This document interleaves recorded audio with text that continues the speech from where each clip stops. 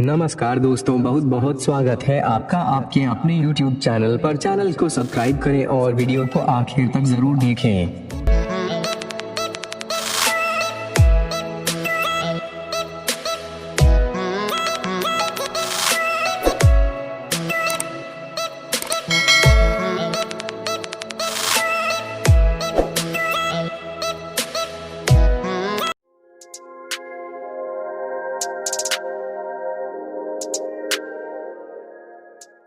सबसे पहले play store पर जाएंगे। प्ले स्टोर ओपन करने के बाद होम वर्कआउट टाइप करेंगे, फिर सर्च करेंगे। सर्च करने के बाद जो तीसरी एप्लीकेशन दिख रही है उसे इंस्टॉल करना है। इसकी रेटिंग भी बहुत अच्छी है और 100 मिलियन प्लस डाउनलोड है। यह एक सभी वर्गों के लिए अच्छी है। इस ऐप में आप घर रहकर बिना किसी इक्विपमेंट के बॉडी बना सकते हैं, बिना जिम करे। ऐप को इंस्टॉल होने दें। दोस्तों, मेरा भी पर्सनल एक्सपीरियंस है इस ऐप को लेकर। बहुत ही अच्छी ऐप है। ऐप को ओपन करें। ऐप में बहुत सारी एक्सरसाइज हैं। बिगिनर के लिए अलग है, इंटरमीडिएट के लिए अलग और एडवांस लेवल की अलग।